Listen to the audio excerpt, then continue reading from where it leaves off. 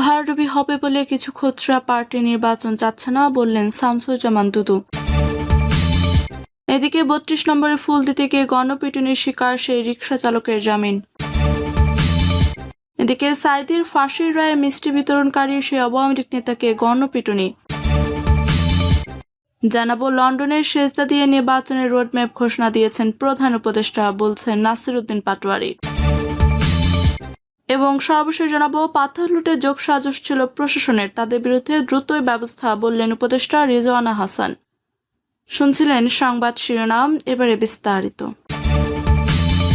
ভরাডুবি হবে বলে কিছু খুচরা পার্টি নির্বাচন চাচ্ছে না, বললেন শামসুজ্জামান দুদু। বিএনপি ভাইস চেয়ারম্যান শামসুজ্জামান দুদু বলেছেন, আমরা বলেছি যত বাধা বিপত্তি আসুক না কেন বিএনপি এবং অন্যান্য রাজনৈতিক দল এই সরকারের পাশে আছে। কিছু কিছু খুচরা পার্টি অবৈধভাবে মন্ত্রণালয় নিয়ন্ত্রণ করছে এবং সেটাকে নিজেদের সম্পত্তি বলে মনে করছে বলে মন্তব্য করেন দুদু। বলেন, আমরা জানি নির্বাচন হলে এইসব খুচরা পার্টির সম্ভাবনা তো নাই, বরং ভরাডুবি হবে বলেও তারা নির্বাচন চাচ্ছে না। তিনি বলেন, কে নির্বাচন চাইলো আর কে চাইলো না তার চেয়ে বড় কথা হচ্ছে যে দাবিতে আমাদের ছেলেমেয়েরা রক্ত দিয়েছে, স্বৈরাচারের পতন ঘটেছে, সেই দাবিকে বাদ দেওয়া বা ভুলে যাওয়া যাবে না। এই আগস্টে দাঁড়িয়ে আমাদের শপথ নিতে হবে, যতক্ষণ পর্যন্ত নির্বাচন না হবে ততক্ষণ পর্যন্ত আন্দোলন অব্যাহত থাকবে। শামসুজ্জামান দুদু বলেন, একটা ভালো নির্বাচনের জন্য বেগম খালেদা জিয়া মৃত্যুর কাছাকাছি পৌঁছে গিয়েছিলেন, তাকে চিকিৎসা পর্যন্ত করতে দেওয়া হয়নি। মিথ্যা মামলা নিম্ন আদালতে 5 বছর, উচ্চ আদালতে 10 বছর জেল দেওয়া হয়েছিল এবং তিনি প্রায় 6 বছর জেলে ছিলেন।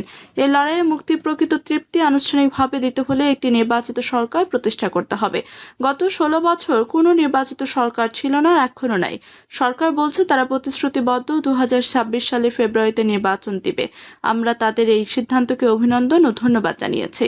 জাতীয় গণতান্ত্রিক পার্টির মুখপাত্র রাশেদ প্রধান বলেন, আজকে পিপিপি প্রতিষ্ঠা বার্ষিকীর মঞ্চে যারা বসে আছেন তারা একটা অংশ পিআর পদ্ধতিতে নির্বাচনের পক্ষে, আরেকটা অংশ পিআর এর বিপক্ষে। একটা অংশ 72 সংবিধান ছুঁড়ে ফেলে দেওয়া হোক, আরেকটা অংশ 72 সংবিধানকে মাথার তাজ হিসেবে রেখে দিতে চায়। একটা অংশ জাতীয় নির্বাচনের আগে চান, আরেকটা অংশ চান আগে স্থানীয় নির্বাচন হোক। এই যে ভিন্ন ভিন্ন মতামত, এটাই হচ্ছে গণতন্ত্রের সৌন্দর্য।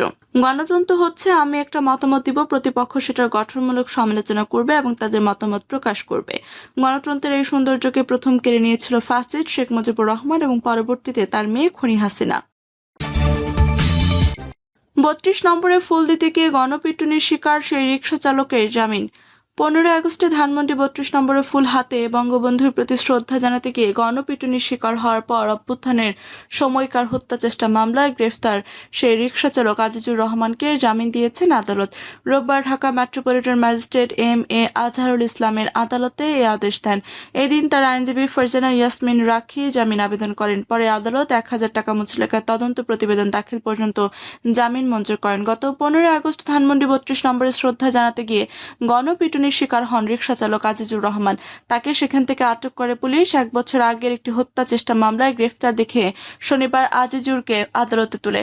ওই মামলায় তাকে কারাগারে আটক রাখার আবেদন করেন ধানমন্ডি থানার এসআই মাহমুদ তৌহিদুর রহমান। পরে আবেদন মঞ্জুর করে তাকে কারাগারে পাঠান আদালত। গত 2 এপ্রিল ধানমন্ডি থানায় হত্যা চেষ্টার এই মামলাটি করেন ভুক্তভোগী আরিফুল ইসলাম। মামলার এজাহারে বলা হয়, জুলাই আন্দোলন চলাকালে গত বছর 4 আগস্ট ধানমন্ডি থানাধীন নিউ মার্কেট থেকে সায়েন্স ল্যাব এলাকায় মিছিল নিয়ে যাচ্ছিলেন ভুক্তভোগী আরিফুল ইসলাম। ঘটনার দিন দুপুর 2:30টায় আসামিরা গুলি, পেট্রোল বোমা ও হাত বোমা নিক্ষেপ করে। ভুক্তভোগী পিঠে গুলিবিদ্ধ হলে পরে তাকে ঢাকা মেডিকেল হাসপাতালে নেওয়া হয়। সেখানে 2 মাস চিকিৎসা নিয়ে তিনি সুস্থ হন। গতকাল শনিবার আজিজুরের পক্ষে জামিন আবেদন করেন আইনজীবী ফারজানা ইয়াসমিন রাখি। শুনানি শেষে বিচারক আসামিকে কারাগারে পাঠানোর আদেশ দেন। এর একদিন পরই আদালতে তার জামিন মঞ্জুর হলো। 15 আগস্ট 32 নম্বরে হয়রানির শিকার হওয়ার পর রিকশাচালক আজিজুর বলেন, আমি কোনো দল করি না, শুধু বঙ্গবন্ধু শেখ মুজিবুর রহমানকে ভালোবাসি, তাই এসেছিলাম। আমি আওয়ামী লীগ বা শেখ হাসিনাকে ফেরাতে আসিনি, আমি বঙ্গবন্ধুকে শ্রদ্ধা জানাতে এসেছি। আমার হালাল টাকা দিয়ে কেনা ফুল নিয়ে এসেছি।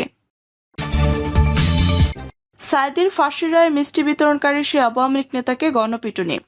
যুদ্ধাপরাধ মামলায় জামায়াতের সাবেক নায়েবে আমির দেলোয়ার হোসেন সাঈদীর ফাঁসির রায় ঘোষণার পর মিষ্টি বিতরণকারী আওয়ামী লীগ নেতা এ হাসান কিরণকে গণপিটুনি দিয়ে পুলিশের হাতে তুলে দিয়েছেন স্থানীয় জামায়াত শিবির সহ জনতা। গণপিটুনির আগে তাকে মিষ্টি খাওয়ানো হয়। শনিবার রাতে পিরোজপুরের ইন্দুরকানী উপজেলা ইন্দুরকানী সদর ইউনিয়নের ঘোষেরহাট বাজারে ঘটনা ঘটে।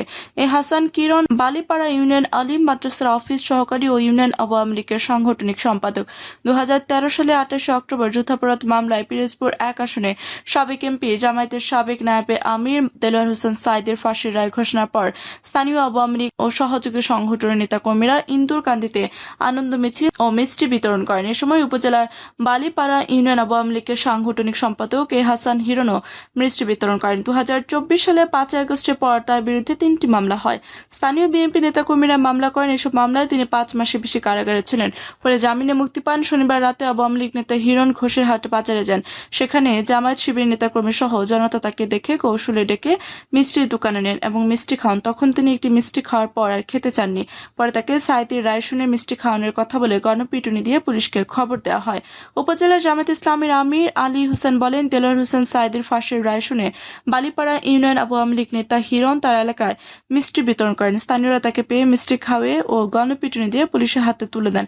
ইন্দুরকান্দি থানার মোহাম্মদ মারুফ হোসেন বলেন, এ হাসান হিরণকে ঘোষেরহাট বাজার থেকে আটক করা হয়েছে। তার বিরুদ্ধে বিস্ফোরক আইনে 3টি মামলা রয়েছে। তাকে বিস্ফোরক আইনে একটি মামলায় গ্রেফতার দেখিয়ে আজ রোববার আদালতে পাঠানো হয়। আদালত তার জামিন নামঞ্জুর করে কারাগারে পাঠান।